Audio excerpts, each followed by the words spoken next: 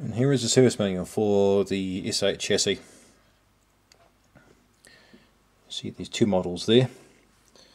That's pretty much my one, and there's the TV stand I was talking about. And there's the console version of it, which I do not have and never seen in the flesh. Like I said, these seem to be the most common ones that have survived. I've never seen any consoles of this that look like that. I've got another one in my museum room, which looks similar but not quite the same. It's basically the same chassis as this anyway, but just a different version of it, a different sort of cabinet style. Okay. A very thorough service manual.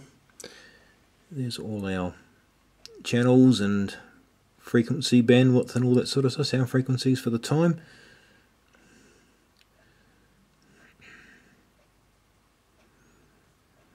Said our channel 1 started way down at 44, and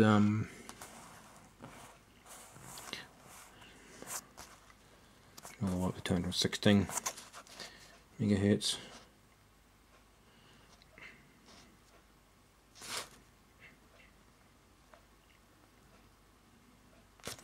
Gyro frequency 38.9, sound eye frequency 5.5.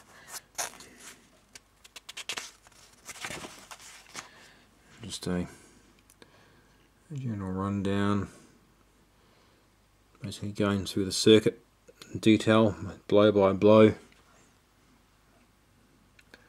There, good bedside reading, and all your adjustments. And then receiver alignment as well.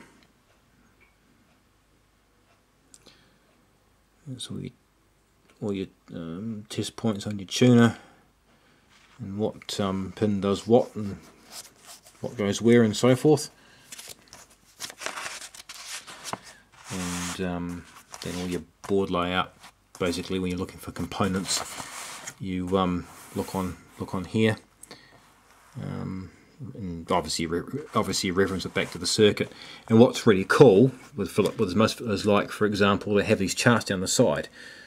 So for example, if you wanted to, you've got resistors down that side, capacitors down that side, and for example where it's say C24 there, you follow it across and bingo, there's C24.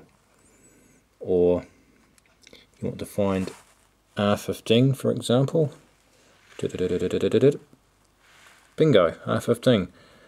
Really good when you want to find a component on the board somewhere, because basically here the components are all, you know, you can see that one there, but you can't see that one there, for example. Some of them are actually hidden.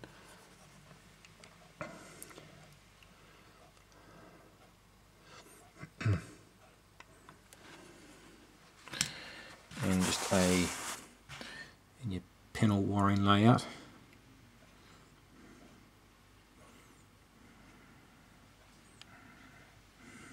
Sort of first glance you think, oh good God, what a bloody nightmare, you know. Without the service manual, you'd be pretty much stuffed. Well, you'd find your way around, but you just wouldn't know where to look. So, but no, once you get your head around the way everything, the layout and how everything works, they're actually fairly straightforward in the end. There's your time base panel view. That's pretty much, yep, that board there. Your time base view, IF panel view, and inside your coils as well.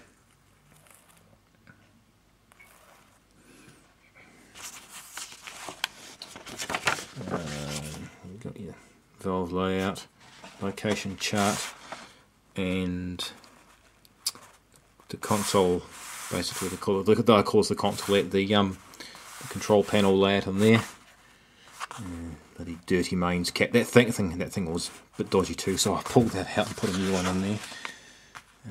Oh, it's different control panel for your console version, and That's your line output cage, and where IF coils are, wind is what, and the frequencies, so you can refer back to the circuit and the alignment chart when you go to do it. And they even had, some of them even had provision for remote control to control your brightness, sound and contrast.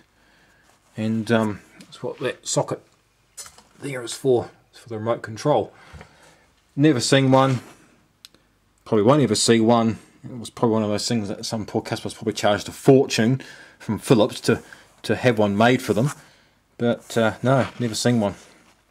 Be quite neat though to get my hands on one. If I ever found one, it'd be quite neat, but chances are very, very slim. And where's this circuit diagram gone? Here we go. Here we go. But due to the magic of television, I've got a really big one. So better than trying to read that little blimmin' horrible thing. Quite handy having like this big one because yeah, just makes it a bit easier for fault finding and stuff. So these being live chassis, filament chain series wide, as you can see.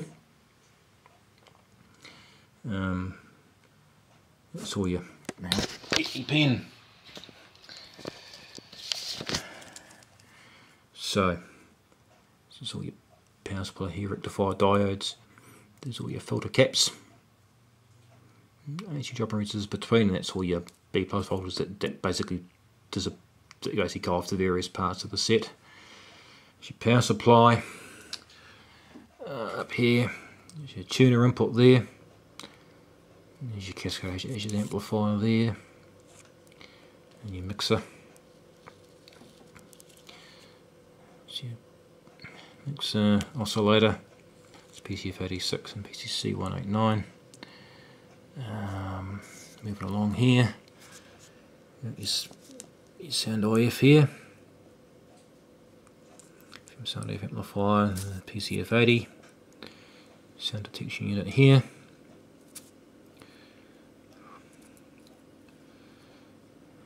Must be diodes inside those cans. God forbid. I've never actually had any of those diodes go crook in any of these yet. So touch wood, that keeps going. And down here, it's obviously where your video.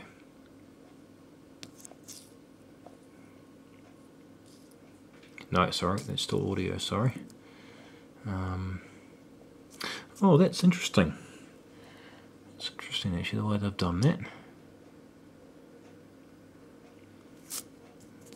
They've got the triode section of the PCL84 incorporated with the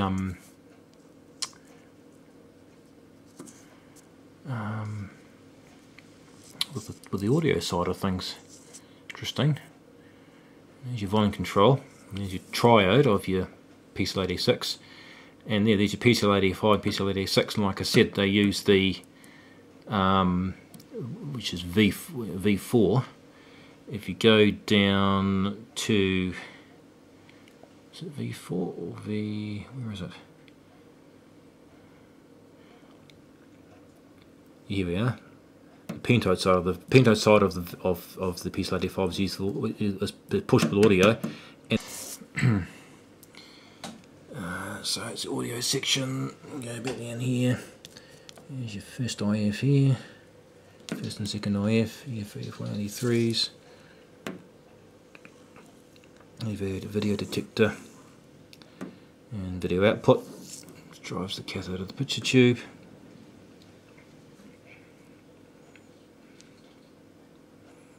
I think this is part of the this might be part of the sync, I think. Sync. No, sorry, AGC. Sorry, AGC in there. Go down to here. Oh, here's your noise inverter here. Your sync separator.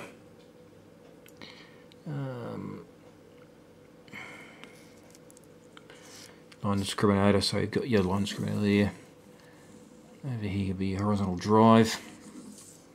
Over here, horizontal drive. Section here. And the regulation for the line stage. And over here is your line output section, line output tube, booster, EHT.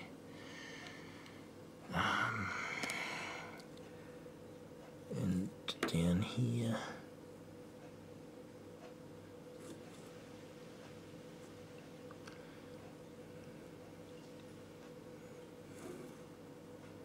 vertical section here, and your vertical output transformer there, which goes up, basically runs the yoke from there. Yeah, so it's pretty much a very quick sort of rundown of the circuit anyway. So